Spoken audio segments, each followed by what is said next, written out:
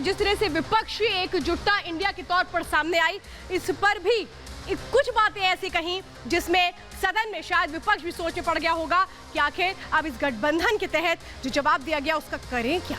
देखिए रिपोर्ट। बोलने का पहले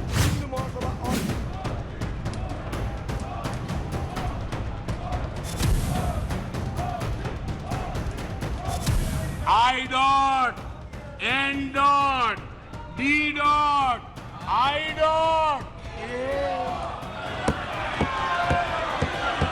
अविश्वास प्रस्ताव पर 3 दिनों से चल रही चर्चा के बीच लोकसभा में प्रधानमंत्री मोदी ने शाम 5:08 पर बोलना शुरू किया और जब उन्होंने बोलना शुरू किया तो विपक्ष को चुन चुन कर धो डाला।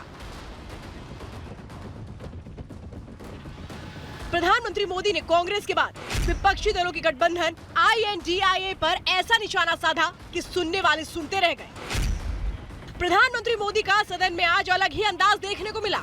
उन्होंने विपक्षी गठबंधन इंडिया का अलग ही अंदाज में संधि विच्छेद किया, गजब का विश्लेषण किया।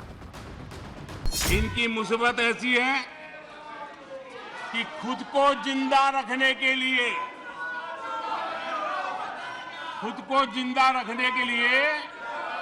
इनको NDA का ही सहारा लेना पड़ा है। खुद को जिंदा रखने के लिए इन्हें NDA का ही सहारा लेना पड़ा है।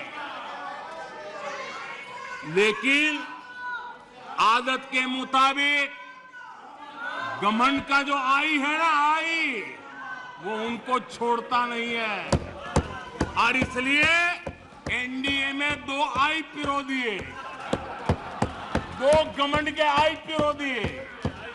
पहला आई 26 दलों का घमंड और दूसरा आई एक परिवार का घमंड। NDA भी चुरा लिया कुछ बचने के लिए और इंडिया के भी टुकड़े कर दिए। प्रधानमंत्री मोदी यही नहीं रुके, उन्होंने एक बार फिर विपक्षी गठबंधन को घमंडिया करार दिया। ये इंडिया गठबंधन नहीं है, ये इंडिया गठबंधन नहीं है, एक घमंडिया गठबंधन है। ये इंडिया गठबंधन नहीं है, घमंडिया गठबंधन है। और इसकी बारात में हर कोई दूल्हा बनना चाहता है। प्रधानमंत्री ने इंडिया में शामिल हुए सभी दलों को जमकर घेरा और संदेश देने की कोशिश की कि वो वक्त दूर नहीं जब आपस में फूट फिर दिखाई देगी। सबको प्रधानमंत्री बनना है। आदरणीय अध्यक्ष जी, इस गठबंधन ने यह भी नहीं सोचा है कि किस राज्य में आपके साथ, आप किसके साथ कहां पहुंचे हैं। बाहर से तो अपना लेबल बदल सकते हैं, लेकिन पुराने पापों का क्या होगा, यह पाप आपको लेके डूबेंगे। आप जनता जनार्दन से ये पाप कैसे छिपा पाओगे? आप नहीं छिपा सकते हो।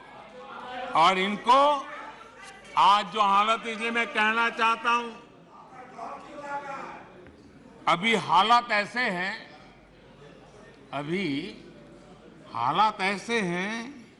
इसलिए हाथों में हाथ।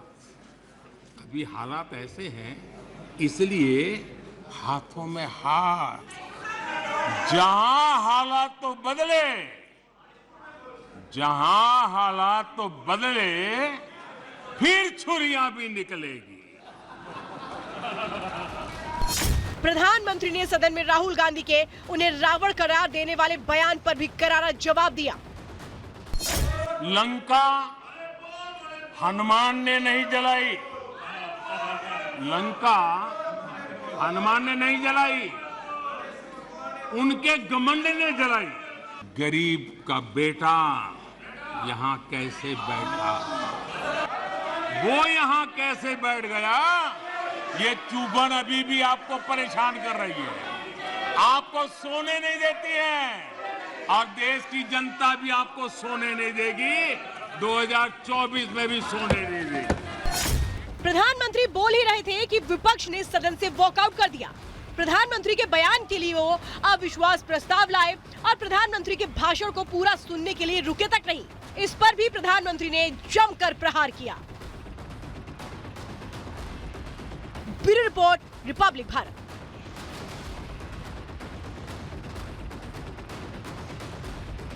जिस तरह से प्रधानमंत्री नरेंद्र मोदी ने मणिपुर को लेकर के स्पष्ट रखी अपनी सोच और अपनी तमाम बातों को, वो भी सुनिए जरा। अगर इन्होंने गृह मंत्री जी की मणिपुर की चर्चा पर सहमति दिखाई होती तो अकेले मणिपुर विषय पर विस्तार से चर्चा हो सकती थी, हर पहलू पर चर्चा हो सकती थी और उनको भी बहुत कुछ कहने का मौका मिल सकता था, लेकिन उनको चर्चा में रस नहीं था। और कल अमित भाई ने विस्तार से इस विषय की चीजें जब रखी तो देश को भी आश्चर्य हुआ है कि लोग इतना झूठ फैला सकते हैं, ऐसे ऐसे पाप करके गए हैं लोग। और उन्होंने आज जब अविश्वास का प्रस्ताव लाए और अविश्वास में सारे विषय पर वो बोले तो ट्रेजरी बेंच का भी दायित्व बनता है कि देश के विश्वास को प्रकट करें, देश के विश्वास को नई ताकत दें, देश के प्रति अविश्वास करने वालों के लिए करारा जवाब दें, ये हमारा भी दायित्व बनता है। नॉर्थ ईस्ट के लोगों के हृदय को, उनकी भावनाओं को आपने कभी समझने की कोशिश नहीं की है। मेरे मंत्रिपरिषद के 400 मंत्री रात्रि निवास करके, और अकेले स्टेट हेडक्वार्टर पर नहीं, डिस्ट्रिक्ट के हेडक्वार्टर, और मैं स्वयं 50 बार गया। ये आंकड़ा नहीं है सिर्फ,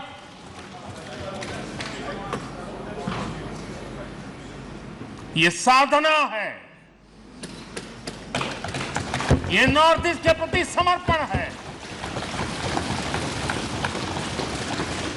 लेकिन अध्यक्ष जी, मैं पिछले 9 साल के मेरे प्रयासों से कहता हूं कि हमारे लिए नॉर्थ ईस्ट हमारे जिगर का टुकड़ा है।